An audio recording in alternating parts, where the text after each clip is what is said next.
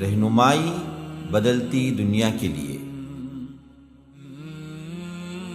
شهر رمضان الذي أنزل فيه القرآن هدى للناس وبينات من الهدى والفرقان وأشهد أن محمدا عبده ورسوله أما بعد فإن خير الحديث كتاب الله وخير الهدي هدي محمد صلى الله عليه وسلم وشر الأمور محدثاتها وكل محدثة بدعة وكل بدعة ضلالة وفي رواية وكل ضلالة في النار فأعوذ بالله السميع العليم من الشيطان الرجيم من همزه ونفثه ونفخه للفقراء الذين أحصروا في سبيل الله لا يستطيعون ضربا في الأرض يحسبهم الجاهل أغنياء من التعفف تعرفهم بسيماهم لا يسألون الناس إلحافا وما تنفقوا من خير فإن الله به عليم اللهم أرنا الحق حقا وارزقنا اتباعه وأرنا الباطل باطلا وارزقنا اجتنابه اللهم علمنا ما ينفعنا وانفعنا بما علمتنا وارزقنا علما رب اشرح لي صدري ويسر لي أمري واحلل عقدة من لساني يفقه قولي۔ اس اللہ کے نام سے ابتدا جس کے ناموں کی کوئی انتہا ہی نہیں۔ وَلَوْ أَنَّ مَا فِي الْأَرْضِ مِنْ شَجَرَةٍ أَقْلَامٍ وَالْبَحْرُ يَمُدُّهُ مِنْ بَعْدِهِ سَبْعَةُ أَبْحُرٍ مَا نَفِدَتْ كَلِمَاتُ اللَّهِ۔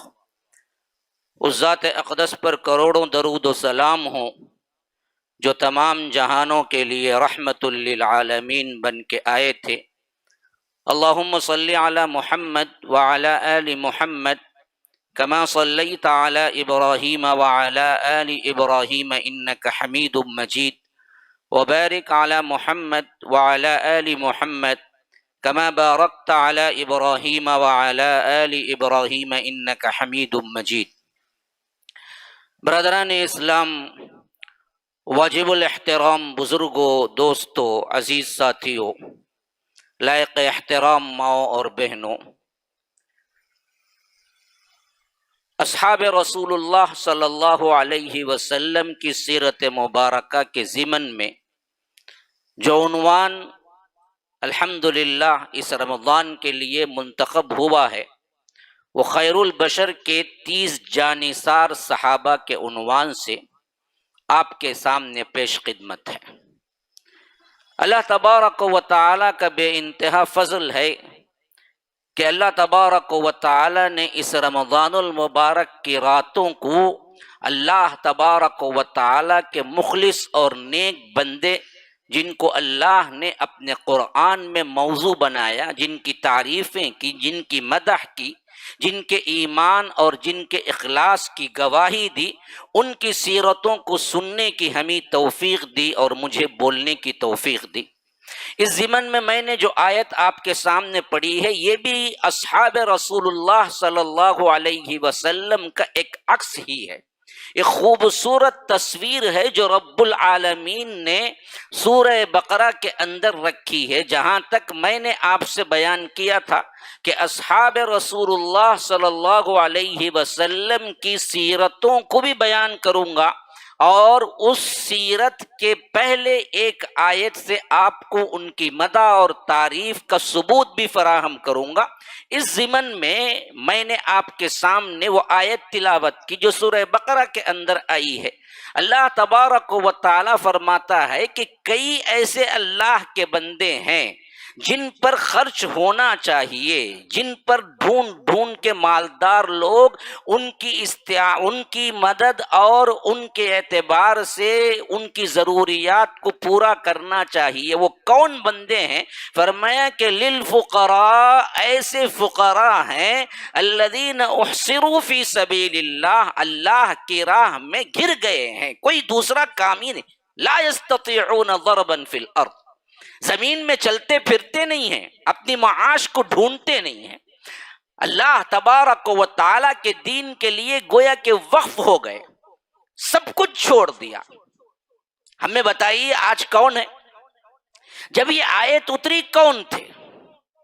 ہاں، جن کی مدح ہو رہی ہے، جن کی تعریف ہو رہی ہے، کافی نہیں ہے صحابہ کے لیے کہ جب یہ آیت اتری اس وقت جو صحابہ موجود تھے انہی کی تو تعریف ہو رہی ہے کہ خرچ کرو تو کن پہ خرچ کرو؟ ان فقراء پہ خرچ کرو۔ کیسے ہیں؟ لا یستطیعون ضربا فی الارض، زمین میں وہ اپنی معاش کے لیے دوڑ دھوپ کرتے ہی نہیں، حالانکہ کرنا جائز ہے، کام کرنا جائز نہیں کیا؟ حلال طریقے سے دنیا کمانا جائز نہیں کیا ہے؟ لیکن یہ صحابہ ان جائز کاموں سے بھی آگے بڑھ چکے تھے، وہی تو تعریف ہو رہی ہے نا جی۔ انہوں نے اپنی معاش کی بالکل فکر نہ کی، تن من دھن لگا دیا۔ تو اللہ تعالیٰ ان لوگوں کو متوجہ کر رہا ہے جن کے پاس اللہ نے مال دیا، جو مالدار طبقہ تھا صحابہ کا، ان صحابہ کی طرف توجہ مبذول کراتا ہے جن صحابہ نے یہ مال و دولت جو جائز ہے وہ لینا بھی قبول نہیں کیا، یا اس کے لیے معاش یا اس کے لیے دوڑ دھوپ یا کام کرنا بھی چھوڑ دیا، اللہ کے رسول صلی اللہ علیہ وسلم کی صحبت اور اللہ کے رسول صلی اللہ علیہ وسلم کی مجلس اور اللہ کے رسول صلی اللہ علیہ وسلم کی باتیں سننے کے لیے۔ تو اللہ نے کہا کہ ان پہ خرچ کرو، لا یستطیعون ضربا فی الارض۔ اور ان کی صفات کی مدح کا اندازہ آپ کیا لگاؤ گے؟ فرمایا کہ یحسبہم الجاہل، ایک جاہل قسم کا انسان سوچتا ہے ان کو دیکھ کر، اغنیا، یہ مالدار ہیں، من التعفف، جو رکتے ہیں، جو سوال نہیں کرتے ہیں، ان کی حیثیتوں کو دیکھ کے نارمل آدمی یہ سمجھتا ہے کہ یہ تو غنی ہے۔ ہاں، تعریفہم بسیماہم، ان کے چہروں سے آپ ان کو پہچان سکتے ہیں۔ اے نبی صلی اللہ علیہ وسلم، لا یسألون الناس الحافا، یہ مانگتے نہیں ہیں لگ لپٹ کے کسی سے، ایسے اللہ والے ہیں، گھر میں فقر و فاقہ ہے، لیکن لباس ایسا ہے کہ کوئی آپ سوچ بھی نہیں سکتے کہ اس لباس کے اندر اصل فقیری کو انہوں نے ڈھانپ رکھا ہوا ہے، تنگدستی کو ڈھانپ رکھا ہوا ہے۔ ایک تو وہ لوگ ہیں جو بھکاری پیشہ ور ہیں کہ پکڑ لیتے ہیں انسان کو، چھوڑتے ہی نہیں، جب تک وہ بخیل بھی پیسہ نہیں نکالتا تب تک نہیں چھوڑتے ہیں۔ وہ اس کو چھڑانے کے لیے بخیل سے بخیل تر بھی کیا کرتا ہے، اٹھا کے 10-5 روپے دیتا ہے کہ بلا چھوٹی بھائی، اب چھوڑتا ہی نہیں ہے۔ یہ ایک وہ صفات ہے جس میں اللہ کہتا ہے لا یسألون الناس الحافا، یہ لگ لپٹ کے مانگتے ہی نہیں ہیں، بلکہ ایسا اظہار ہوتا ہے کہ ایک عام انسان دیکھ کے سمجھتا ہے یہ تو کیا ہے، بڑے امیر اچھے کھاتے پیتے لوگ ہیں، ان کو ضرورت کیا ہے دینے کی۔ من التعفف، سوال سے رکنے کی وجہ سے وہ ظاہر نہیں کرتے کہ مجھے ضرورت ہے، لیکن لگے ہوئے ہیں دین کے کام میں، لگے ہوئے ہیں، تن من دھن سب کچھ دے دیا، کوئی پیسہ، کوئی حبہ، کوئی ایک دانہ جمع نہیں کیا اپنے لیے، اور دیا تو کیوں دیا جی؟ صرف اور صرف اللہ کی رضا اور اللہ کے رسول کی صحبت اور اللہ کے رسول صلی اللہ علیہ وسلم کی معیت اور ان کے ساتھ وقت گزارنا مقصود تھا، اس کے علاوہ کچھ نہیں۔ احادیث کو اور قرآن کے آیتوں کو اللہ کے رسول سے سمجھے، ان کی مجلس میں بیٹھے، قربانیاں ایسی دی، ایسی دی، ایسی دی، آج بھی ہم ان کے ناموں کو پڑھتے ہیں اور انہی کی طرف سے احادیث جو آئی ہیں وہ سنتے ہیں۔ اگر ان لوگوں نے اس زمانے میں وہ قربانیاں نہ دی ہوتی تو یاد رکھو آج ہندوستان میں ہم قرآن اور حدیث کی باتیں سن نہیں سکتے تھے۔ انہی کی تو قربانیاں ہیں جنہوں نے اپنا تن من دھن لگا دیا رب کے لیے، جن کی تعریفیں رب نے قرآن میں قیامت تک کے لیے رکھ دیا کہ لا یسألون الناس الحافا، دیکھو ان پہ خرچ کرو۔ ایسے ہی ایک صحابی کی زندگی آپ کے ہاں پیش خدمت ہے جنہوں نے اپنا تن من دھن لگا دیا، اللہ کے رسول صلی اللہ علیہ وسلم کا صحبت کا عرصہ، صحابیت کا عرصہ گو کہ انہیں کم ملا، لیکن اس عرصے کے اندر انہوں نے جو کچھ کیا کارنامہ سب سے بڑا، اس کارنامے میں تمام صحابہ میں وہ الگ بالکل امتیازی نمبرات کے ساتھ کھڑے ہوئے ہیں، ان کا ثانی کوئی نہیں ہے۔ یہ ہے وہ جن کی زندگی آج پیش خدمت ہے۔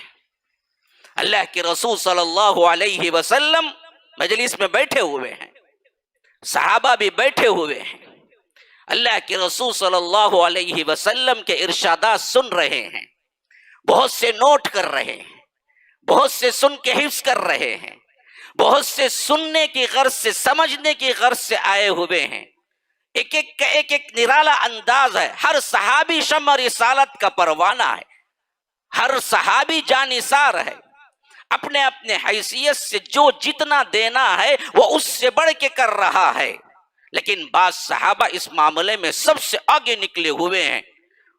تو اللہ کے رسول صلی اللہ علیہ وسلم کے پاس ایک صحابی آتے ہیں، کہتے ہیں کہ اللہ کے رسول صلی اللہ علیہ وسلم، آپ کا کہا ہوا ہر لفظ، ہر بات میں چاہتا ہوں کہ میرے دل میں ثبت ہو جائے اور میں پورے ایمانداری کے ساتھ یاد کرتا ہوں، لیکن انسان ہوں، ذہن تو ہے، کمپیوٹر کا کوئی ہارڈ ڈسک تو نہیں ہے نا، ذہن ہے، کوئی چھٹ بھی جاتا ہے، کوئی بھول چوک بھی ہو جاتی ہے، کوئی ذہن سے نکل بھی جاتا ہے، کبھی بھول بھی جاتا ہوں، مجھے اس سے بہت تکلیف ہے یا رسول اللہ صلی اللہ علیہ وسلم، آپ دعا کر دیجئے کہ میں ایسا حافظ آپ کے احادیث کا بن جاؤں کہ میں سن لوں، یاد کر لوں تو پھر اسے کبھی نہ بھولوں۔ اللہ کے رسول صلی اللہ علیہ وسلم کے چہرے پہ بشاشت پھیل جاتی ہے، یہ سن کے بڑا پیار آتا ہے اس صحابی پر۔ اللہ کے رسول صلی اللہ علیہ وسلم کہتے ہیں کہ اچھا اپنی چادر پھیلاؤ۔ کھندے مبارک پہ جو چادر ہوتی ہے وہ بھی پوری نہیں ہوتی، افلاس اور فقر و فاقے کا زمانہ ہوتا ہے، ایک ٹکڑا کہہ لیجئے، چادر کہنا بھی مبالغہ ہوگا، اسی کو اٹھا کے پھیلا دیتے ہیں، اور اللہ کے رسول صلی اللہ علیہ وسلم دعا پڑھ کے اپنے دونوں ہاتھ اس چادر پہ رکھتے ہیں اور کہتے ہیں کہ اٹھاؤ اس کو اپنے سینے سے لگا لو۔ پھر وہ اٹھاتے ہیں اس چادر کو اپنے سینے سے لگا لیتے ہیں، پھر کہتے ہیں کہ اللہ کی قسم اس کے بعد سے سنا ہوا کوئی لفظ میں نے کبھی نہیں بھولا۔ یہ ہے منفرد صحابی حضرت ابو ہریرہ رضی اللہ عنہ۔ کون ہے؟ ابو ہریرہ رضی اللہ عنہ۔ کم از کم 30 دن آپ میرے ساتھ رہیں، 29 دن میرے ساتھ رہیں تو 29 صحابہ کے نام ہی آپ حفظ کر لیں، یہ بھی بہت بڑی چیز ہوگی۔ اس واسطے میں نے دہرایا، کل کس صحابی کا آپ کے سامنے کیا ذکر ہوا؟ ابی ابن کعب کی سیرت مبارکہ کو ہم نے پڑھا۔ آج جو پڑھنے جا رہے ہیں وہ حضرت ابو ہریرہ رضی اللہ عنہ ہے۔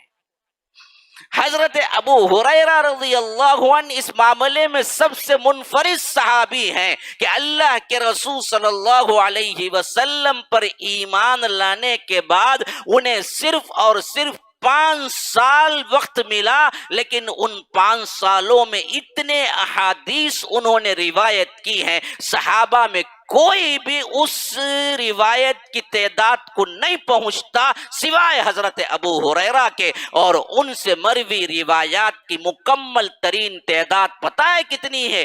5374 5374 روایات، اس کے علاوہ کسی صحابی سے مروی نہیں ہے، صرف ایک صحابی سے۔ ہاں، کل بخاری کی روایات 6000 ہے تقریباً۔ ہاں، خالی ابو ہریرہ نے اپنے طرف سے جو روایتیں کی ہیں ان روایات کی تعداد 5374 ہے۔ اس کے بعد کے نمبر پر حضرت ابن عمر اور عائشہ رضی اللہ عنہا کا آتا ہے جو 2000 ہے۔ 2000 ان میں بھی ڈیفرنٹ تقریباً 2000 یا 3500 کا ہے۔ اتنی روایتیں کیسے؟ یہ کیا انوکھا واقعہ ہے؟ آپ اندازہ لگا سکتے ہیں کہ پھر زندگی انہوں نے کیسی دی ہوگی اللہ کے رسول صلی اللہ علیہ وسلم کی زندگی میں. آپ ان کی زندگی پڑھ جائیے، حیران رہ جائیں گے کہ اتنا کم وقت ملا، پھر اتنی کثیر تعداد کی روایتیں کیسے جمع کی، حیران ہو جائیں گے. اللہ کے رسول صلی اللہ علیہ وسلم غزوہ خندق کے بعد جو سب سے بڑا معرکہ آتا ہے اللہ کے رسول صلی اللہ علیہ وسلم کی زندگی مبارکہ میں، وہ غزوہ خیبر ہے. میں نے سیرت النبی میں بھی اس کا پورا تفصیل کے ساتھ آپ کو تبصرہ کیا تھا. خیبر وہ لڑائی ہے جو یہودیوں کے ساتھ ہوئی تھی، اور ان یہودیوں کے ساتھ جو مدینے سے نکال دیے گئے تھے وہ جا کے خیبر میں آباد ہونا شروع ہو گئے. مدینے سے 150 کلومیٹر کی دوری پہ خیبر نام کا ایک مقام ہے. اس سے پہلے یہ مدینے کے اندر رہا کرتے تھے 3 قبیلے، بنو قینقاع، بنو نذیر، بنو قریظہ. لیکن ان بدبختوں نے اللہ کے رسول صلی اللہ علیہ وسلم کی ہمیشہ مخالفت کی اور آستین کے سام بنے رہے اور پیچھے سے چھرا گھونپنے کی کوشش کی اور اللہ کے رسول اور مسلمانوں کو ہمیشہ تکلیفیں دینے کی کوشش کی. تو ایک ایک کر کے نکالے گئے اور انہی میں کے بچے کچے سب جا کے خیبر میں جمع ہو گئے اور خیبر میں ان کی اپنی ایک طاقت بن گئی. 6 ہجری کے اندر اللہ کے رسول صلی اللہ علیہ وسلم حدیبیہ کے مقام پہ آئے عمرہ کرنے کے لیے. مشرکین مکہ روک دیے، کہا کہ ہم اجازت نہیں دیں گے. اللہ کے رسول صلی اللہ علیہ وسلم نے بارہا ان کو منایا کہ بدبختو، ہم کوئی جنگ کے ارادے سے نہیں آئے ہیں، بلکہ ہم تو کیا ہے قربانی کے جانور بھی ساتھ لائے ہیں، امن و امان کے ساتھ صرف عمرہ ادا کریں گے، واپس پلٹ جائیں گے. انہوں نے کہا کہ نہیں، یہ ہمارے لیے بہت بڑی کمزوری ہوگی، اس سال تو کسی حالت میں نہیں. آخر کار معاہدے ہوئے، اس میں سب سے اہم ترین پوائنٹ جو تھا وہ کیا تھا کہ ہم آپس میں 10 سال جنگ نہیں کریں گے. مشرکین اور مسلمان 10 سال تک آپس میں کوئی جنگ نہیں ہوگی. یہ بہت بڑا امن کا زمانہ تھا جس میں ایک دوسرے کو سہنے کا، ایک دوسرے کو سننے کا، ایک دوسرے سے معمور، ایک دوسرے سے بات چیت، ایک دوسرے کا زندگی کا اتار چڑھاؤ، عادات و اطوار، یہ سب کچھ دیکھنے کا موقع ملا. اسی واسطے ہم دیکھتے ہیں کہ 6 سے لے کر 8 فتح مکہ ہے، ان 2 سالوں کے اندر اتنی بڑی تعداد مسلمان ہوئی جتنی بڑی تعداد پچھلے 18 سالوں میں نہیں ہوئی. تو اس کے بعد اللہ کے رسول صلی اللہ علیہ وسلم نے دیکھا کہ کون کون منافقین آستین کے سام بنے ہوئے ہیں اور خاص طور پر مدینے کے اندر حملہ کرنے کے لیے پرتول رہے ہیں، مسلمانوں کو تکلیفیں پہنچانے کی کوشش کر رہے ہیں. ان سب سے بھی نمٹا جائے، ان سب کو بھی کیا ہے لگام دی جائے. تو سب سے پہلا یہ یہودی قبیلہ آیا جو بنو قریظہ، بنو قینقاع اور بنو نذیر سے نکلتے نکلتے خیبر میں کیا ہے جمع ہو گئے، ایک بہت بڑی قوت بن گئے. تو اللہ کے رسول صلی اللہ علیہ وسلم نے خیبر کی راہ لی. یہی وہ معاملہ ہے جو مشہور ترین حدیث آپ سنتے ہیں نا، جس میں اللہ کے رسول صلی اللہ علیہ وسلم کئی دن تک محاصرہ کیے رکھا، لیکن وہ کئی قلعوں پر مشتمل تھے اور ان میں ایک قلعہ تو اتنا مضبوط تک کئی دن کی لڑائی سے بھی وہ قلعہ فتح نہیں ہوا. اللہ کے رسول صلی اللہ علیہ وسلم نے اعلان کیا کہ کل میں اس شخص کو جھنڈا دوں گا جو اللہ اس کے رسول سے محبت کرتا ہے اور اللہ اس کا رسول بھی اس سے محبت کرتا ہے.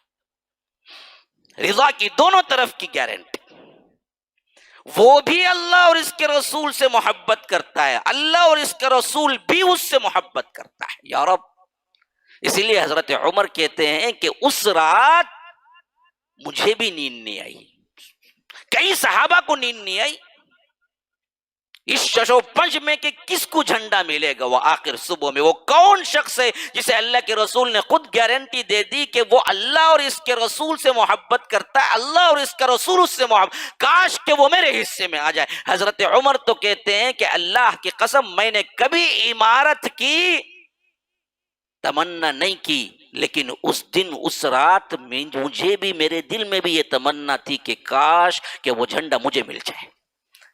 جھنڈے کے لیے نہیں، عمارت کے لیے نہیں، بلکہ اس جملے کے لیے کہ اللہ اور اس کا رسول اس سے محبت کرتا ہے اور وہ بھی اللہ اور اس کے رسول سے محبت کرتا ہے۔ لیکن صبح جب نماز فجر ہوئی، ذرا نزدیک آ جائیں، آنے والوں کو تکلیف نہ ہو۔ دیکھیے یہاں پر جگہ ہے، جو لوگ ایسے بیٹھے ہوئے اور بھی تھوڑا نزدیک آ کے بیٹھے۔ تو اللہ کے رسول صلی اللہ علیہ وسلم نماز فجر کے بعد پوچھے علی کہاں ہے؟ صحابہ نے کہا کہ آج انہیں آنکھ کا جو درد ہوتا ہے، جو گرمی کی وجہ سے ہمارے ہاں میٹراسائی جسے کہتے ہیں، یہ آنکھ کا درد میں مبتلا ہے، کہا کہ انہیں بلاؤ۔ پھر اللہ کے رسول صلی اللہ علیہ وسلم نے اپنے ہاتھ سے انہیں جھنڈا دیا اور انہیں اپنے ہاتھ سے عمامہ باندھا اور کہا کہ یہی وہ شخصیت ہیں جن کے بارے میں اعلان ہو چکا کہ وہ اللہ اور اس کے رسول سے محبت کرتے ہیں اور اللہ اور اس کے رسول ان سے محبت کرتا ہے۔ یہ اللہ کے رسول کے یہ صحابی ہیں جو خلیفہ راشدین، خلفائے راشدین میں اور چوتھے نمبر کے خلیفہ حضرت علی بن ابی طالب رضی اللہ عنہ ہیں۔ ہم سب کو مانتے ہیں، یہ اہل سنت کا امتیاز ہے، یاد رکھو۔ بدبخت شیعہ کی طرح حضرت علی کے معاملے میں غلو کر کے دوسرے صحابہ کو کافر کہنا، یہ منہج بھی نہیں ہے اہل السنہ کا، اور نہ ناصبیت کی طرف آگے جا کے حضرت علی کو صحابیت سے نکالنا اور ان کو کافر کہنا، یہ دونوں راہ گمراہ راہ ہیں۔ ہم سب کے صحابہ، سب صحابہ کو ان کا مقصد، ان کا منہج، ان کی تابعداری اور ان کے اعتبار سے ان کا مقام و مرتبہ و فضیلت جیسے احادیث نے بیان کی، ویسے کلہم پورے صحابہ، الصحابۃ کلہم عدول و صدوق، اللہ کے رسول کے تمام صحابہ عادل ہیں، صادق ہیں، سچے ہیں، ان میں کوئی جھوٹا نہیں ہے، کوئی جہنمی نہیں ہے۔ یہ ہے اہل السنہ والجماعہ۔ جو صحابیت پر لان تان کرے، یاد رکھو وہ گیا ایمان سے خالی ہوا۔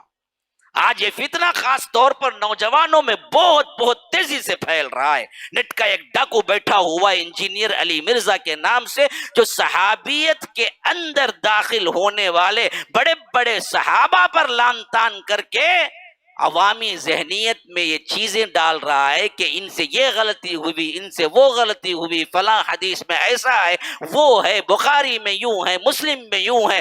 اس طرح صحابیت کا جو دائرہ ہے اس کو توڑنے پہ بیٹھا ہوا ہے۔ تو یاد رکھو، اگر اس معاملے میں کوئی ذہن متاثر ہو تو وہ اپنے ذہن اور دل کے اندر یہ بات پیوست کر لے، لکھ لے کہ اگر تم کسی صحابی کے سلسلے میں دیانت داری سے کام نہ لو اور بددیانتی اور کوئی دوسرا لفظ یا ان کے فضیلت سے گری ہوئی کوئی بات کہو تو ان کے ایمان میں تو کوئی خلل نہیں، لیکن تمہارا اپنا ایمان یاد رکھو غارت اور خراب ہو جائے گا۔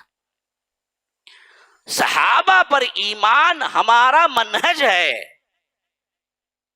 انہیں سچے، انہیں عادل، انہیں پکے مسلمان، انہیں سب سے بہترین نمونہ اللہ کے رسول صلی اللہ علیہ وسلم کے بعد سب سے بہتر ایمان والی جماعت ماننا ہم پر فرض ہے۔ اگر اس صحابیت کے دائرے میں آنے والے کسی بھی صحابی کو کوئی کہتا ہے کہ ہم ان کو صحابی نہیں، یہ یوں سمجھیں گے، یہ یوں سمجھیں گے، یا یہ آ کر انہوں نے ایسا کیا ویسا کیا، اس واسطے یہ جنت میں نہیں جائیں گے، یا فلاں نہیں ہوگا، یا ان کی غلطی کی وجہ سے مسلمان نقصان اٹھائے ہوئے ہیں 1400 سالوں سے، ان تمام الفاظ کو اگر کوئی بولے گا تو ہم بری ہیں، ہم بری ہیں، ہم بری ہیں۔ وہ یا تو شیعہ ہے یا تو ناصبی ہے، ناصبی نہ اہل سنت ہے نہ شیعہ اہل سنت ہے۔ اہل سنت کا منہج یہی ہے کہ ہر صحابی جنتی ہے، کلن وعد اللہ الحسنى، ہر ایک جنتی ہے۔ تو حضرت علی کی تعریف بھی ہماری زبانوں سے سنو گے ضرور، لیکن حضرت معاویہ کی تعریف بھی سنو گے۔ یہ نہیں کہ معاویہ کا تو انکار کرو، ملی کو مان لو تو تم بہت سچے ہو، نہیں، تم بدبخت ترین ہو۔ یہ صرف اہل سنت کا امتیاز ہے کہ جس اسٹیج سے جناب حضرت علی بن ابی طالب کی تعریف ہوگی، اسی اسٹیج سے جناب علی کے ساتھ حضرت معاویہ رضی اللہ عنہ کی بھی تعریف اور توصیف ہوگی، وہ بھی جنتی ہے۔ ہاں دنیا میں دونوں کے اندر کچھ لڑائیاں ہوئی، جس کی ذمہ داری ہم پہ نہیں ہے. اللہ جانتا ہے، وہ جانتے ہیں، لیکن سب جنتی ہیں. جنہوں نے اس میں ڈفرنٹ کیا اور ایک کو صحیح اور ایک کو غلط کہہ کے ایک کو صحابیت کے دائرے سے نکالنے کی کوشش کی، یہ اہل سنت نہیں ہے. یہ رافضی ہیں، یہ شیعہ ہیں، یہ ناسبی ہیں. یہ جو بیٹھا ہوا ہے بہت بڑا نیٹ کا ڈاکو، یہ آدھا نیم رافضی ہے. میں نے آج سے تقریباً 10 سال پہلے پوچھا گیا سوال جواب دیا تھا کہ یا تو نیم پاگل ہے یا تو نیم رافضی ہے. اس کی مت سنو، کیونکہ دراصل اس کی جتنا زیادہ سنو گے اتنا ہی تمہارے اندر صحابہ کا معاملہ مشکوک ہوگا. جو صحابہ کے ایمان میں شک کرتا ہے ان کے ایمان کا کوئی مسئلہ نہیں ہے، لیکن تیرا ایمان شک والا ہو جاتا ہے. تو اللہ کے رسول صلی اللہ علیہ وسلم نے حضرت علی کو جھنڈا دیا اور فتح ہوئی. فتح سے بڑے مسرور ہو رہے تھے کہ حضرت ابو ہریرہ مدینے میں پہنچے. یہ وہی وقت تھا جب حضرت ابو ہریرہ پہنچے. یہ دوسی قبیلہ تھا. طفیل بن عمر دوسی مکی زندگی میں اسلام قبول کیے تھے. وہ واپس پلٹے اپنے قبیلے میں، اسلام کی دعوت دینا شروع کی. تو حضرت عبد الرحمن بن صخر، جن کا اصل نام اللہ کے رسول نے رکھا، ابو ہریرہ کنیت ہے، اور کنیت بھی عجیب ہے. میں ابھی آگے آؤں گا، ان باتوں کو آپ کے سامنے لاؤں گا. تو یہ عبد الرحمن بن صخر جو ابو ہریرہ سے مشہور ہوئے، یہ بھی دوسی قبیلے کے. طفیل بن عمر دوسی کی دعوت سے ان کے دل میں اسلام داخل ہو گیا، اور اس حد تک یہ کہ بعض روایتیں ہیں کہ اسلام قبول کر لیا لیکن ملاقات کی نیت سے آئے تھے. بعض روایتیں ہیں کہ نہیں، اسلام کے لیے پورا دل تو آمادہ ہو گیا لیکن قبولیت کا شرط ڈائریکٹ اللہ کے رسول صلی اللہ علیہ وسلم سے ملاقات کے بعد ہوا. بہرکیف جو بھی ہو، یہ 7 ہجری کا زمانہ خیبر کا زمانہ ہے، اور محرم مہینہ تھا. یوں سمجھ لیجئے 7 ملا، 8 ملا، 9، 10، 11 میں تو وفات ہو گئی. 5 سال کا عرصہ بھی پورا نہیں ملتا ہے.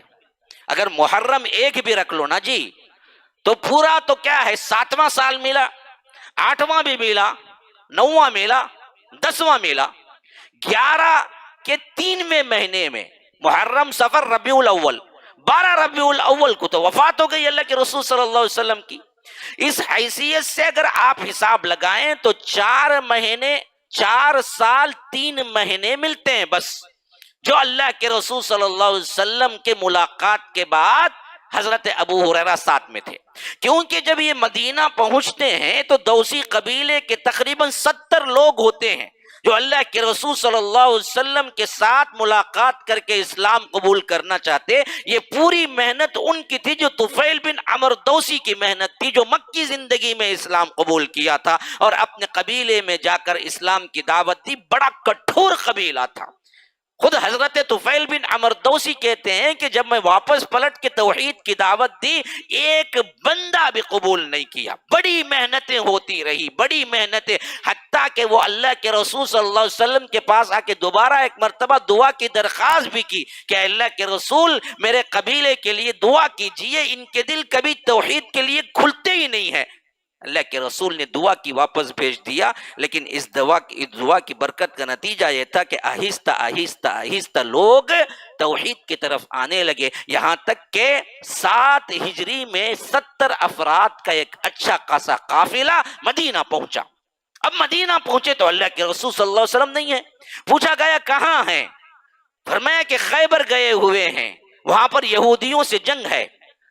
ادھر حضرت ابو ہریرہ اور دوسرے ساتھی کہتے ہیں کہ شوق ملاقات کی تمنا ایسے تھی، جذبہ ایسے تھا، واپس آنے کا انتظار نہیں کیے، کہے کہ ہم وہیں جا کے ملاقات کر لیں گے، سیدھے وہیں سے نکل کے خیبر پہنچے. اللہ کے رسول صلی اللہ علیہ وسلم نے ملاقات کی تو بڑے خوش ہوئے. یہی وہ زمانہ تھا جو حضرت جعفر بھی حبش سے پہنچے تھے، وہ بھی تقریباً 17-18 سال بعد حبش سے سیدھا یہاں پر آئے تھے خیبر میں۔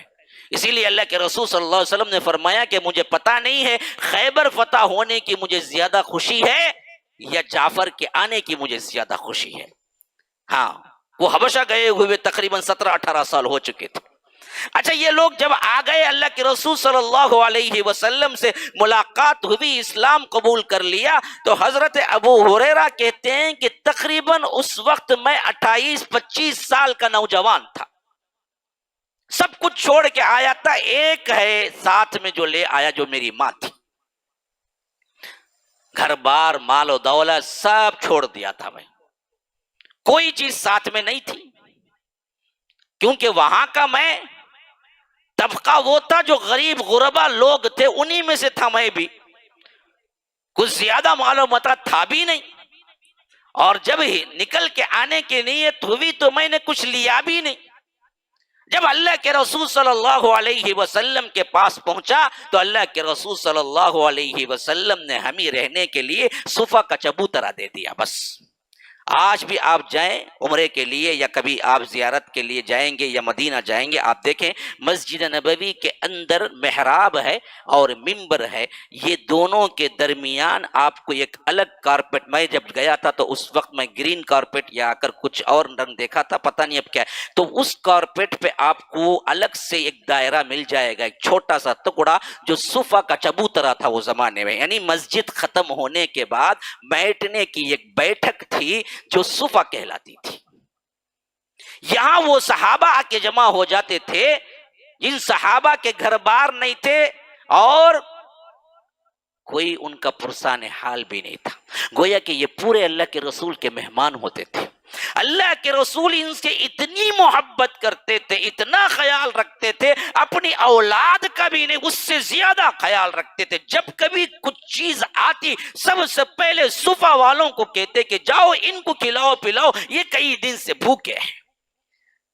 وہ مشہور ترین روایت آپ کو اشارہ دے رہا ہوں حضرت فاطمہ کی، جس کے بارے میں آتا ہے کہ ان کو معلوم ہوا کہ چند غلام آئے ہوئے ہیں اللہ کے رسول صلی اللہ علیہ وسلم کے پاس۔ حضرت فاطمہ آئی، چند غلام میں سے ایک غلام، کیونکہ میں ہی پانی لانا ہے، میں ہی روٹی کے لیے آٹا گوندنا ہے، میں ہی روٹی بنانا ہے، دور جا کے پانی لا کے ستو اور پھر میدے کو ملا کے پھر کیا ہے خمیر اٹھنے پر روٹی بنا کے چکی پیس پیس کے کیا ہے آٹوں پہ چھالے پڑ گئے تھے۔ نبی کی بیٹی ہے، بیٹی وہ آئی خود کہ ایک غلام پوچھ لیں، لیکن حضرت عائشہ کہتی ہیں کہ جب گھر میں آئی تو اللہ کے رسول صلی اللہ علیہ وسلم نہیں تھے۔ میں نے پوچھا کہ کیا ہے کہ آپ خود آئی ہیں؟ کہا کہ کچھ نہیں، بس مجھے معلوم ہوا کہ غلام آئے ہوئے ہیں، مجھے ایک غلام کی ضرورت ہے، اگر اللہ کے رسول آئیں تو تم خود بتا دینا۔ یہ کہہ کے واپس چلی گئی اور ادھر اللہ کے رسول گھر آئے، اللہ کے رسول گھر آئے۔ یا رب کیا حالات تھے وہ حالات بھی، آج ہم 3 وقت کا کنڈا پیٹ بھر کے کھا کے بھی شکوے شکایات ہیں۔ وہ صحابہ بھی کیا صحابہ تھے، اللہ کے رسول نے امت کو کیا نمونہ دیا اور ہم کس نمونے پہ چلیے گئے۔ ہم کیا کر رہے ہیں دنیاوی اعتبار سے، اللہ کے رسول صلی اللہ علیہ وسلم نے اس دنیا کو کس ٹھوکر پہ رکھا ہے۔ اماں عائشہ نے بتایا کہ آپ کی بیٹی آئی تھی، پوچھا ایسے وقت میں کیوں آئی تھی؟ کہا کہ غلام کی ضرورت ہے۔ اچھا، پھر اس کے بعد انتظار، محبت دیکھو محبت، پھر انتظار نہیں کیا کہ پھر آئیں گی تو میں جواب دوں گا، بلکہ خود چل کے حضرت فاطمہ کے گھر گئے، حضرت فاطمہ سے بات چیت کی، پاس بٹھایا۔ معمول یہ ہوتا تھا کہ جب اللہ کے رسول صلی اللہ علیہ وسلم حضرت فاطمہ سے ملتے اٹھ کے ملاقات کرتے، اپنے پاس بٹھایا کرتے، پیشانی پہ بوسہ دیتے، اتنی محبت تھی حضرت فاطمہ سے، اپنے ساتھ برابر میں بٹھایا کرتے۔ اور پوچھا کہ فاطمہ آئی تھی؟ کہا کہ ہاں اللہ کے رسول، کیا وجہ ہے؟ کام کر کر کے تھک گئی ہوں، ہاتھوں میں چھالے پڑ گئے. دیکھو یہ ایک خانداری کے اعتبار سے اشارہ ہے کہ شوہر کی خدمت خواہ رسول کی بیٹی کیوں نہ ہو لیکن اس پر بھی ضروری ہے. شادی کے بعد کا واقعہ ہے. شہزادی تھی, چاہتی تو کہہ سکتی تھی کہ میں نبی کی اولاد ہوں, اس سے کیا کام ہے جی, جو کرنا ہے خود کر لو. نہیں, کتنی بڑی بھی ہو جائے بیوی بیوی ہے, شوہر شوہر ہوتا ہے, اس کی خدمت کی ذمہ داری ہوتی ہے. تو حضرت علی کی خدمت میں لگی رہی ہوں, مجھے تکلیف ہے, غلام کی ضرورت تھی. اللہ کے رسول صلی اللہ علیہ وسلم کچھ دیر سمجھاتے رہے, پھر اس کے بعد بڑی رقت آمیز آواز میں کہا کہ فاطمہ, وہ غلام جو آئے ہوئے ہیں میں سمجھتا ہوں کہ تم سے زیادہ صفہ والے حقدار ہیں. صفہ میں بے یار و مددگار بہت سے اور صحابہ میرے ہیں, ان کو ان غلاموں کی ضرورت ہے, میں تم کو نہیں دے سکتا. چاہتے تو پوری دنیا اکٹھا کر لیتی. بیٹی سے محبت کا معنی یہ نہیں کہ دنیا جمع کر کر کے دے دو, بڑی اچھی جگہ شادی کر دو, انجینئر ڈاکٹر سے کیا ہے, بڑے بڑے تعلقات. بیٹی اور بیٹوں کو اصل دین دو, دین اگر یہ نہ دو تو کچھ نہ دیا, تم نے انہیں کنگال کر دیا.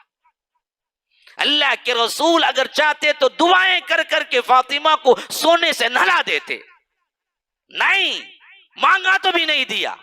کہا کہ فاطمہ یہ اصل میں صفہ کے لوگوں کے لیے ہے, میں سمجھتا ہوں تمہارے لیے نہیں ہے, وہ ان سے زیادہ محتاج ہیں. اگر تمہیں زیادہ تھکاوٹ ہو تو بستر پر آ کر سونے سے پہلے 33 مرتبہ سبحان اللہ, 33 مرتبہ الحمدللہ, 34 مرتبہ اللہ اکبر پڑھ کے سو جاؤ, تمہاری پوری تھکاوٹ دور ہو جائے گی. خواتین, میری بیٹیاں, میری مائیں, میری بہنیں سن رہی ہوں گی, یہ سنیں گی آگے چل کر. سنو, دنیا سمیٹنا, اپنے آپ کو مزین کرنا, اپنے آپ کو بنانا سورانا, اپنے آپ کو میک اپ فلاں فلاں فلاں, تھکان, بیماری, ان سب سے اگر نجات ہے تو یہ تسبیح فاطمہ کو پکڑ لو. سونے سے پہلے 33 مرتبہ سبحان اللہ, 33 مرتبہ اللہ اکبر, 33 مرتبہ الحمدللہ, 34 مرتبہ اللہ اکبر پڑھ کے سو جایا کرو. یہ کافی ہوگا تمہاری تھکاوٹوں کے لیے. اتنی محبت تھی یہ صفہ والوں سے. انہی میں حضرت ابو ہریرہ بھی شامل تھے.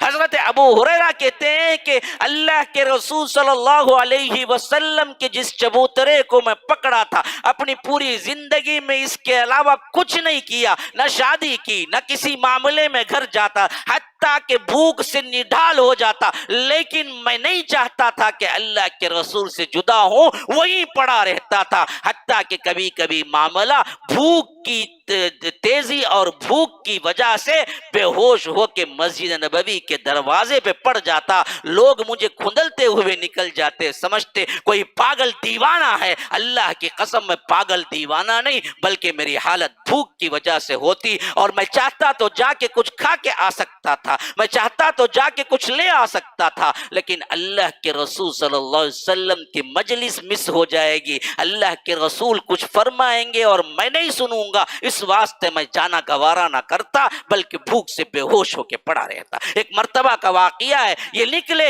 بھوک سے نڈھال ہو کے, اور ایک آیت کی تشریح پوچھی, حضرت ابو بکر صدیق سے ملاقات ہوئی. اسی آیت کی جو آیت میں نے پڑھا کہ لا يسألون الناس الحافا, یہ لگ لپٹ کے نہیں مانگتے, اس کا معنی کیا ہے؟ حضرت صدیق نے سوچا کہ یہ تو فقہ کا ایک طالب علم ہے, دراصل آیت کی تشریح پوچھنا چاہتا ہے, اس واسطے تشریح بتائی, نکل گئے. پھر حضرت عمر آ رہے تھے, کہا کہ حضرت عمر سے بھی یہ آیت کی تشریح کر دیجئے, اللہ اس آیت میں کیا کہتا ہے؟ للفقراء الذين احصروا في سبيل الله لا يستطيعون ضربا في الارض يحسبهم الجاهل اغنياء من التعفف تعرفهم بسيماهم لا يسألون الناس الحافا. حضرت عمر نے بھی سوچا صفا کا طالب علم ہے, اس آیت کی تشریح شاید مقصود ہو, بتایا چلے گئے, کوئی بھی وہ دل کی مراد نہ پا سکا, یہاں تک کہ جناب محمد رسول اللہ صلی اللہ علیہ وسلم آ گئے. جیسے ہی ابو ہریرہ کو دیکھا, پہچان لیا کہ بھوک پیاس کئی دنوں کے فاقے سے پریشان ابو ہریرہ راستے میں کھڑے ہیں. کچھ نہ پوچھا، بس دیکھا، کہا کہ ابو ہریرہ چلو میرے ساتھ. ہاں، ساتھ میں لیا، اپنے گھر پہنچے. ازواج مطہرات کے حجرے ساتھ میں تھے، ایک نہیں دو نہیں، اس وقت تقریباً 5 ازواج مطہرات ہیں. ایک ایک گھر میں الگ الگ پوچھوایا کہ کچھ ہے کھانے کو. ہر گھر سے جواب آیا آج اللہ کے نبی کے گھر میں کچھ نہیں ہے کھانے کو، فاقہ ہے. کیا زمانہ تھا، کیسے کیسے اسلام کے لیے مصیبتیں اٹھائی ہیں، اور ہم کیسی زندگی گزار رہے ہیں. ہاں، اگر روزے میں بھی کھانے پینے سے رکانے کا روزہ نہ ہوتا تو شاید ہم کو بھوک پیاس کیا ہوتی وہ پتہ بھی نہیں ہوتا. ہاں، روزے میں تو حکمن ہم رک جاتے ہیں، ورنہ تو کبھی ہم نے 1 گھنٹہ دیر سے کھایا ہو، 5 منٹ ڈیلے کیا ہو، تھوڑی سی بھوک لگی اور سامنے ہوٹل ہے تو آپ نے کبھی سوچا ہو غریب جس کے پاس پیسہ نہیں ہوتا وہ کیسے کھائے گا؟ یہ جو غربا و مساکین ہیں ان پہ حالات کیا ہوتے ہوں گے جب ان کے گھروں میں پیسہ نہیں ہوتا ہے، وہاں بھی چھوٹے بچے ہوتے ہیں، ان کے لیے ہم نے کیا کیا؟ کبھی آپ نے سوچا ہے؟ کس طرح لپک کے بھاگتے ہیں، کس طرح بھوک کو ہم کو احساس ہی نہیں ہے. اگر روزے کی صورت میں ہمیں بھوک کا احساس نہ دلایا گیا ہوتا تو ہم بھوک کیا چیز ہے جانتے ہی نہیں ہوتے. یہ تو وہ صحابہ ہیں جن کے لیے پوری دنیا کشادہ تھی، دین کے ہوتے ہوئے بھی دعائیں کروا لے سکتے تھے اللہ کے رسول صلی اللہ علیہ وسلم کے پاس آ کے کہ میں بہت غریب ہوں اللہ کے رسول، میرا فلاں فلاں معاملہ ہے اللہ کے رسول، بھوک سے بڑے پریشان ہو جاتا، ذرا دعا کر دیجئے اللہ تعالیٰ مجھے کوئی خزانہ عطا کر دے یا مجھے کوئی کیا ہے دنیا عطا کر دے. اللہ کے رسول دعا کر دیتے، مل جاتا. لیکن یہ دعائیں نہیں کروائی تو دین کے لیے کروائی، دنیا کے لیے الگ الگ دعائیں نہیں کروائی. آج ہمارے پاس ملتا کئی کو مولانا سے، مولانا ذرا دعا کرو نا، کیا ہے ذرا تنگی ہے. تبھی چاہتا تھا اسے مولانا، کوئی تبھی آ کے بولا مولانا ذرا دعا کرو میرے ایمان میں کمی ہے. کون تبھی آج تک تو مجھے کوئی ایسا نہیں ملا جو بولتا ہو کہ مولانا میں آپ سے ملنے آیا ہوں اس واسطے کہ ایمان میں کمی محسوس ہو رہی ہے، نمازیں میری برابر نہیں ہو رہی ہیں، ذرا دعا کر دیجیے. نہیں، جتنے فاتحہ درود کو بلاتا نا انہیں 1.5 روپے 11.5 روپے 20 روپے تم دیکھو آکو پڑھ کو جا بول کو کئی کو بلاتا. کون تبھی میں بے نمازی ہوں آکو تیرا فاتحہ دلا کو جاؤ بول کو بلایا کیا؟ کنڈے کے واسطے بلاتا اور بڑھنا کہتے.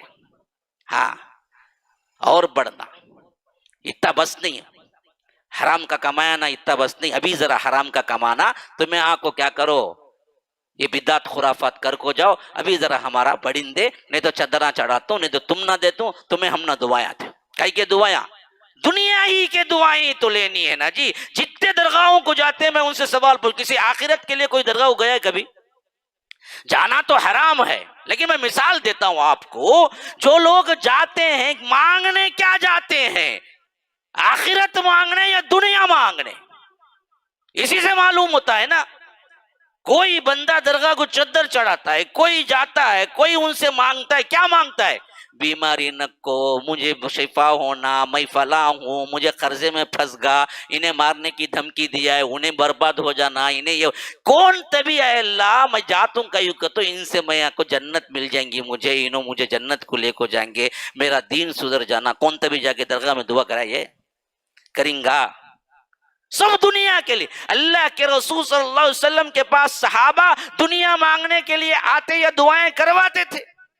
اللہ کے رسول خود دیتے یہ اور بات ہے، لیکن زیادہ تر صحابہ دعائیں کرواتے تھے تو آخرت کے لیے کرواتے. حضرت ابو ہریرہ فقر و فاقہ لیکن کبھی نہیں پوچھا اللہ کے رسول مجھے دنیا، بلکہ ہمیشہ یہی حالات رہتے، لیکن پوچھتے تھے تو علم پوچھتے تھے، اور اللہ کے رسول سے دعائیں کروائی تو علم کی حفاظت کے لیے کی. اللہ کے رسول انہیں لے کے گھر پہنچے، ہر جگہ سے آیا کہ کچھ نہیں ہے، یہاں تک کہ کچھ دیر بعد ایک پیالہ دودھ کا لایا گیا اور اللہ کے رسول صلی اللہ علیہ وسلم نے وہ دودھ کا پیالہ لیا۔ ابو ہریرہ کہتے ہیں کہ میرے دل میں خیال آیا شاید یہ پورا دودھ کا پیالہ اگر اللہ کے رسول مجھے دے دیں میری بھوک مٹ جائے گی، لیکن اللہ کے رسول نے کہا کہ ابو ہریرہ جاؤ صفہ والوں کو بلا کے لاؤ۔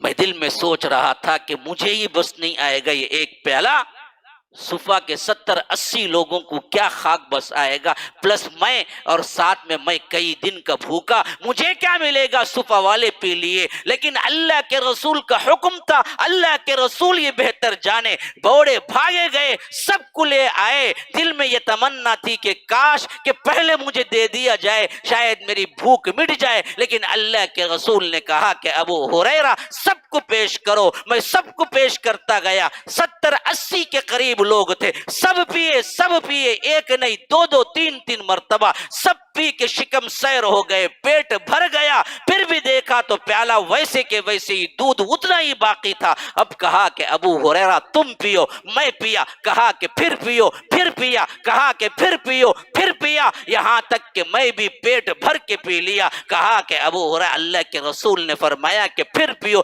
کہا کہ اللہ کے رسول اللہ کی قسم اس سے بڑھ کے پیا نہیں جاتا، پیٹ بھر چکا ہے۔ تب بھی دیکھا تو پیالے میں دودھ باقی۔ اس کے بعد اللہ کے رسول صلی اللہ علیہ وسلم نے پیا۔ یہ معجزات تب ہی ہوتے ہیں جب اہل ایمان بھی ویسے ہی عمل کریں جیسے اصحاب رسول اللہ صلی اللہ علیہ وسلم عمل کیا کرتے تھے۔ دودھ کا ایک پیالہ کافی ہو گیا سب کے لیے۔ اللہ کے رسول صلی اللہ علیہ وسلم کے پاس روتے ہوئے آئے۔ اللہ کے رسول نے پوچھا ابو ہریرہ رو رہے ہو؟ کہا کہ ہاں اللہ کے رسول بات ہی ایسی ہے۔ کہا کہ کیا ہے؟ فرمایا کہ محبوب ترین چیز مجھے دنیا میں آج کوئی ہے تو اس اعتبار سے، دنیاوی اعتبار سے میری ماں ہے، اور میں اسلام قبول کر چکا ہوں۔ لیکن افسوس تو اس وقت ہوتا ہے اللہ کے رسول میری ماں اسلام قبول نہیں کی ہے۔ اہل توحید مسلمانوں سوچو اپنے آپ کو، جن کو اللہ نے توحید دے دی ہے، اپنے ماں باپ، اپنے اطراف، اپنے رشتہ داروں کو توحید پہ نہیں دیکھتے ہو تو یہ درد دل ہونا چاہیے۔ اگر نہ ہو تو تم نے توحید ہی صحیح طور پر قبول نہ کی۔ یہ کیا درد تھا جو ابو ہریرہ کو اللہ کے رسول صلی اللہ علیہ وسلم کے دربار میں لے روتے ہوئے کہا کہ اللہ کے رسول میں تو ایمان اسلام قبول کر لیا لیکن میری ماں نہیں مانتی ہے، اور جب سمجھاتا ہوں تو تب اللہ کے رسول ضد میں آ کے وہ آپ کو گالیاں دیتی ہے۔ اللہ کی قسم آپ کی گالی میں برداشت نہیں کر سکتا، لیکن کیا کروں، اس طرف بھی میری خود کی ماں ہے جو سب سے زیادہ مجھے محبوب ہے۔ بیوی تو ہے نہیں، شادی تو میں نے کی ہی نہیں، بچے تو ہیں نہیں، دنیا کی بس ایک واحد شے ہے وہ میری ماں ہے جس سے میں بے انتہا محبت کرتا ہوں، لیکن رونا تو اس واسطے آ رہا ہے کہ وہ محبوب ترین شے جو ماں ہے وہ آپ کو جب گالی دیتی ہے پھر تو میرا دل تھمتا نہیں۔ اللہ کے رسول بس آپ دعا کر دیجئے کہ میری ماں اسلام قبول کر لے۔ مانگا تو یوں مانگا، تہجد میں اٹھ کے مانگتے ہو نا جی، ماں باپ کے ایمان کو مانگو، رشتہ داروں میں کوئی مشرک ہے، کوئی درگاہ پرست ہے، کوئی کیا ہے غلط منہج پہ ہے، غلط عقیدے پہ ہے، بدعتی ہے، اس کے اسلام کے لیے دعائیں کرو، یہ اصل اسلام ہے۔ اگر واقعتاً توحید کو سمجھا ہے تو یاد رکھو اسی کے لیے رونا ہے آپ سب۔ ابو ہریرہ جیسے روتے ہوئے اللہ کے رسول صلی اللہ علیہ وسلم کے پاس آئے، کہا اللہ کے رسول برداشت نہیں ہو رہا ہے کہ ماں دراصل آپ کو گالی دیتی ہے۔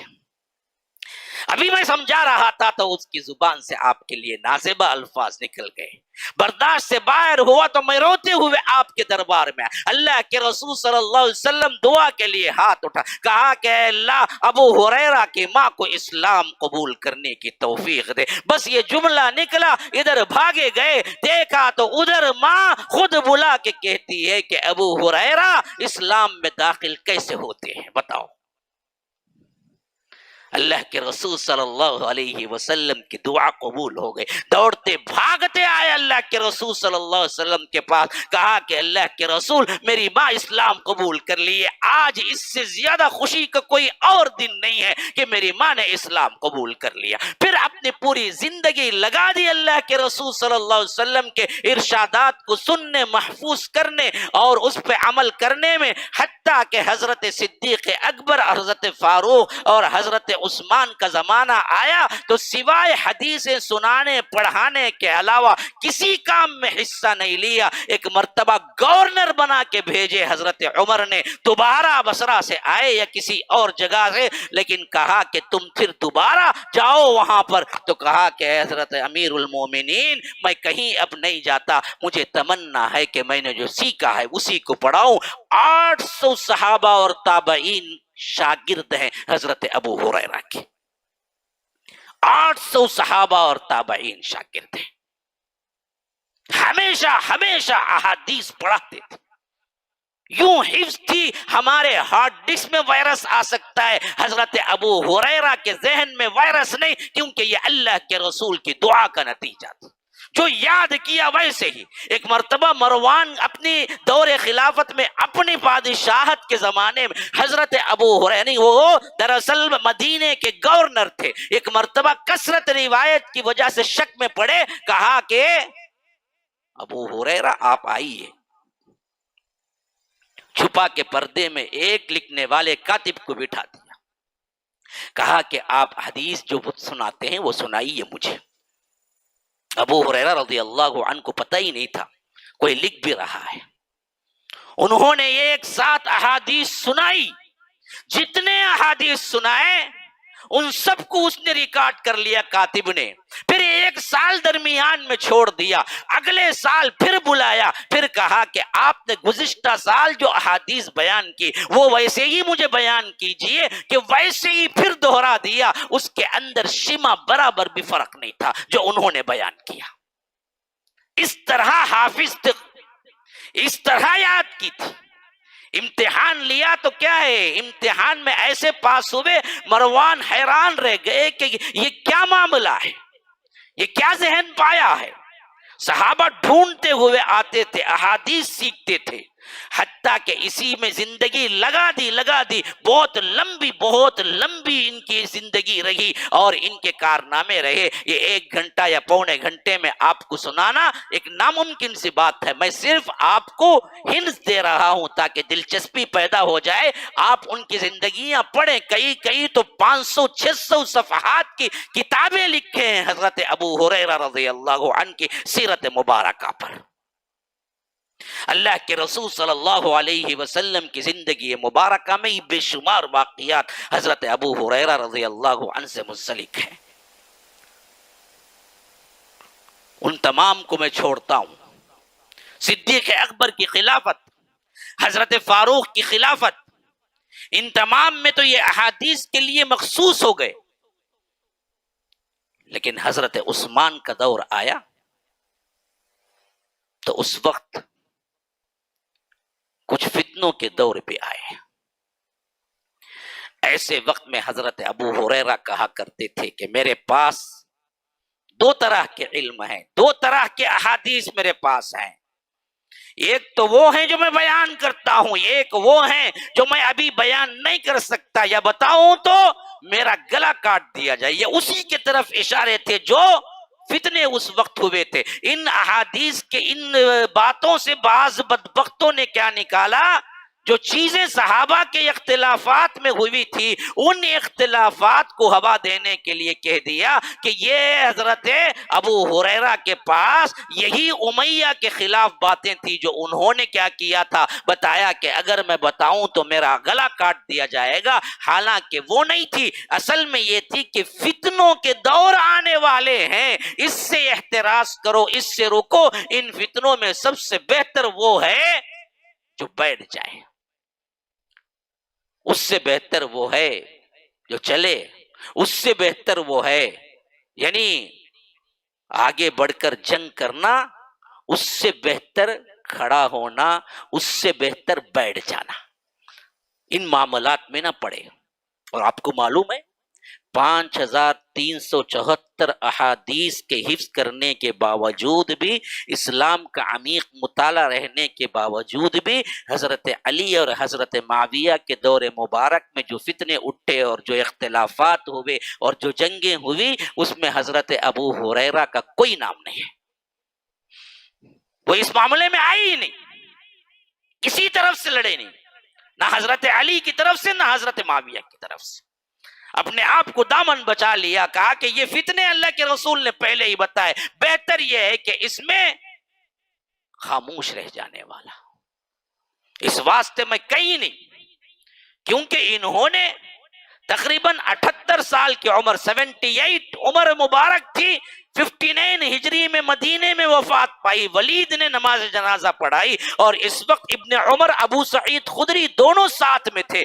ایسے بڑے بڑے صحابہ ساتھ میں ہونے کے باوجود بھی یہ پورا زمانہ جو جنگ صفین کا زمانہ، جنگ جمل کا زمانہ، 36، 37، 38، 39، یہ پورا زمانہ جس میں یہ اختلافات اور صحابہ کے درمیان جنگیں ہوئی، یہ ان کی زندگی میں خود پیش آیا، اور یہ پورے حافظ حدیث تھے، ان کو معلوم بھی تھا، لیکن ان سب کے باوجود بھی ان کسی جنگوں میں انہوں نے حصہ نہیں لیا۔ آپ دیکھیں 37، 36 صفین جمل، اور ان کی وفات 59، گویا کہ 20 سال اور زندہ رہے۔ ہاں، حضرت معاویہ 60 میں وفات ہوئی، اور حضرت ابو ہریرہ 59 میں وفات پائے، 1 سال ڈیفرنٹ ہے بس۔ حضرت معاویہ کا 19 سال کا زمانہ پایا، کیونکہ حضرت معاویہ کی وفات ہوئی، یزید تخت خلافت پہ بیٹھا، تو اس اعتبار سے 1 سال کا گیپ ہے۔ حالانکہ یہ پورے معاملات حضرت ابو ہریرہ کی زندگی میں آئے، لیکن کسی میں حصہ نہیں لیا۔ یہ بدبخت ترین نیٹ کا ڈاکو بیٹھ کے کہتا ہے، ہم ہوتے تو بھی کیا کرتے، حضرت علی کی طرف سے تلوار اٹھا کے معاویہ پر جنگ کرتے۔ یہ بدبخت کو پتہ نہیں ہے کئی صحابہ ایسے تھے اس وقت موجود ہونے کے باوجود بھی حضرت علی کی فیور میں تلوار نہیں اٹھائی، بلکہ خاموشی اختیار کر کے جنگلوں کی راہ لے لی۔ جو شخص آج کے دور میں صحابہ پر تلوار اٹھانے کی بات کرتا ہے، وہ بدبخت ترین منافق ہے، جو سوچتا ہے کہ میں اگر وقت ملے گا تو صحابہ پہ تلوار اٹھاؤں گا۔ یہ لفظ کہا ہے باقاعدہ، ہمارے نوجوان اس کے پیچھے جاتے ہیں، بہت اچھے دلائل دیتا ہے، اس کے اپنے الفاظ ہیں کہ اس نے کہا کہ اگر ہم اس وقت زندہ ہوتے تو ہم بھی تو تلوار اٹھاتے معاویہ کے خلاف، نعوذ باللہ ثم نعوذ باللہ۔ اس وقت موجود بڑے بڑے صحابہ نے تلوار نہیں اٹھائی، پتا تھا یہ فتنہ ہے، اللہ کے رسول صلی اللہ علیہ وسلم نے ہمیں روکا ہے، ہمیں اس میں نہیں پڑنا ہے۔ حضرت ابو ہریرہ سمندر علم کا سمندر ہونے کے باوجود بھی کہہ دیا کہ میں اس میں شامل نہیں ہوں۔ اس طرح اپنی زندگی ان تمام معاملات سے کٹ کے احادیث کی نشر و اشاعت میں لگے رہے، یہاں تک کہ بیمار پڑ گئے۔ 59 میں گورنر وقت مدینہ آیا کرتا تھا، مروان آ کے مزاج پرسی کرتے تھے، اور آخری وقت میں حضرت ابن عمر، ابو سعید خدری جیسی شخصیتیں ساتھ میں تھی، اور بڑے بڑے صحابہ کے بیٹے جو ان کے شاگرد تھے ساتھ میں تھے۔ بستر مرگ پر آخری وقت تھا، رو رہے تھے۔ ان کے شاگردوں نے پوچھا کہ ابو ہریرہ رونے کی کیا ضرورت ہے؟ اللہ کے فضل سے جب تک زندہ رہے، اللہ کے رسول راضی رہے، اس کے بعد جو علم کا کام تم نے کیا، اتنا بڑا کام، تمہیں رونے کی کیا ضرورت ہے؟ کیا دنیا چھوڑنے کا ڈر ہے؟ کہا کہ واللہ، اللہ کی قسم، مجھے دنیا چھوڑنے کا کوئی ڈر نہیں ہے، یا مجھے دنیا کی کوئی چاہت نہیں ہے، یا میں موت کے ڈر سے رو رہا ہوں، بلکہ اس واسطے رو رہا ہوں کہ سفر طویل ہے، زاد راہ بہت کم ہے میرے پاس، اور اس وقت جنت اور جہنم کے درمیان میں ہوں۔ پتہ نہیں اللہ کا فرستادہ فرشتہ آ کے مجھے کیا خوشخبری سنائے گا، یا نہیں تو کیا ہے میرے کیا عذاب لیے آتا ہے۔ یہ ڈر ہے کہ لمبا سفر ہے، میرے پاس اعمال بہت تھوڑے ہیں، اللہ قبول کرے یا نہ کرے، یا انکار کر دے، یا کل قیامت کے دن مجھے رسوائی اٹھانا پڑے۔ یہ ڈر ہے اصل میں جس کی وجہ سے میں رو رہا ہوں۔ ابو ہریرہ جیسی شخصیت وفات کے وقت آخرت کے ڈر سے روتے ہیں، تو ہما شما کا کیا اعتبار؟ ہم کس کھیت کے مولی ہیں؟ ہمیں کبھی رونا آیا ہے؟ کبھی ڈر ہوا ہے؟ ہماری نمازیں، ہمارے روزے، ہمارے جو کچھ بھی کہیں کام اعمال، اس پہ ہم کو کتنا تکیہ ہے. ہم کہتے ہیں کہ ارے اللہ جنت نہیں دیا تو میں لڑوں گا جی. ایک میرے سے گفتگو کر کے بولا، کیا مولوی صاحب میں نماز پڑھتا ہوں، روزہ رکھتا ہوں، اللہ جنت نہیں دیا تو میں لڑوں گا. اچھا، اتنا فخر ہے اپنے اعمال پہ. یہ ابو ہریرہ ہیں جو رو رہے ہیں اور کہہ رہے ہیں کہ پتہ نہیں اللہ تبارک و تعالی کی طرف سے کیا انجام ہو میرا، بس یہ ڈر سے رو رہا ہوں. یہ پاک نفوس قدسیہ ہیں جن کی سیرتیں پڑھنے سے ہمارا ایمان تازہ ہو جاتا ہے. ھذا وباللہ التوفیق وصلی اللہ وسلم علی نبینا محمد. اسأل اللہ لی ولکم ولسائر المسلمین من کل ذنب فاستغفروه انہ هو الغفور الرحیم. سبحانک اللہم وبحمدک اشہد ان لا الہ الا انت استغفرک واتوب الیک. 2-3 منٹ کی کاروائی باقی ہے. میں صرف کفارہ اس واسطے ادا کر دیا کہ بعض لوگوں کو 2-3 منٹ کا صبر نہیں ہوتا، 1 گھنٹہ بیٹھتے انہوں، وہ 2 منٹ میں بھاگنا چاہتے. اب انہوں بغیر کیا ہے ثواب کے نہیں چل جانا، اس واسطے میں کفارہ پہلے پڑھ لیا. وہ 2 منٹ جو صبر نہیں سو بھاگنا ہے بھاگو، کوئی مسئلہ نہیں، کیونکہ آپ کا بھی خیر خواہ، بیٹھنے والوں کا بھی خیر خواہ ہوں میں.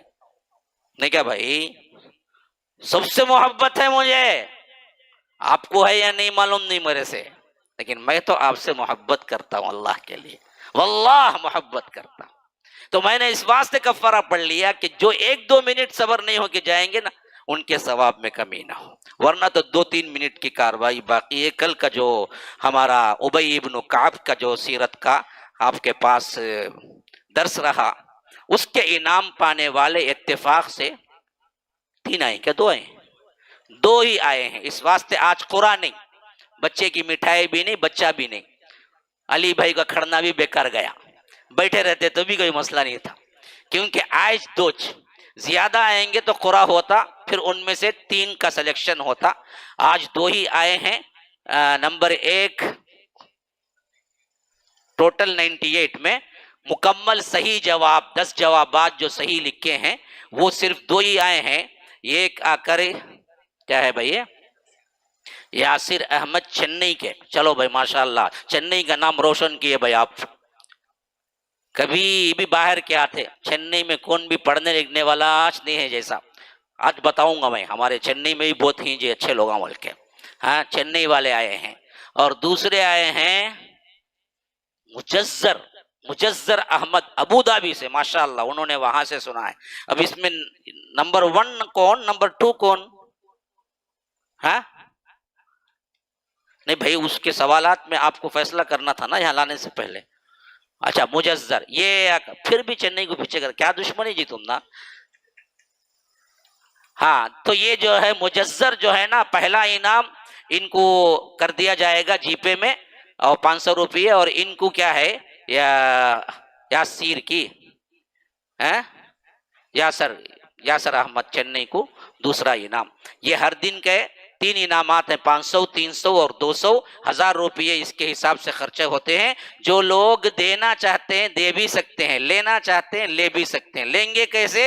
امتحان میں پاس ہو کے. دینا کیا ہے، کیا بھی ضرورت نہیں، کون سا امتحان میں نہیں، لا کو دے سکتے نہیں جی پے کے ذریعے. لیکن آپ نیچے اسے کمنٹ کر سکتے ہیں، نیچے آپ یہ لکھ سکتے ہیں کہ یہ دراصل کیا ہے، ہم نے جو اعلان کیا ہے قرآن کے لیے ہے بول کے آپ مینشن کر سکتے ہیں. کوئی 10,000 کی ذمہ داری اٹھا لے، کوئی 5,000 کی، کوئی کیا ہے 30,000 کی اٹھا لیا تو اور کافی ہے. گزشتہ بار بھی بعض لوگ دیے تھے، سننے والوں میں کوئی بھی تیار ہے تو دے دیں گے، تو ہم کیا ہے وہ انشاءاللہ وہاں تک پہنچا دیں گے. وہ ایک امانت ہے، ہم تو درمیان میں بس ایک واسطہ ہیں. آپ کی امانت امانت داروں تک پہنچا دی جائے گی. اور اسی طرح یاد رکھیے بھائی کہ یہاں پر جو معاملات ابھی چل رہے ہیں، خاص طور پر تیسری جو چھت ڈالی جا رہی ہے، اس کے لیے میں رمضان المبارک سے پہلے ہی اعلان کیا تھا کہ 65 لاکھ کی ضرورت ہے. ابھی دراصل 50 لاکھ کی ضرورت ہے. کام ہو رہا ہے، چھت پڑ چکی ہے. میں نے سوچا کہ اگر اس کو آسانی سے تقسیم کر لیا جائے، کوئی بڑا اماؤنٹ ہی نہیں بنتا. 1000 لوگ 5,000 روپیے دیں گے، 50 لاکھ بن جائیں گے. 1000 لوگ بھائی 5,000 روپے، زیادہ نہیں. خالی جا کو کھائے تو وہاں کہاں ہے، ادھر بیٹھے ادھر بیٹھے تو 5,000 3,000 2,000، چایا میں 1,000، سگریٹا میں 2-3 ہزار چل جاتے ہے.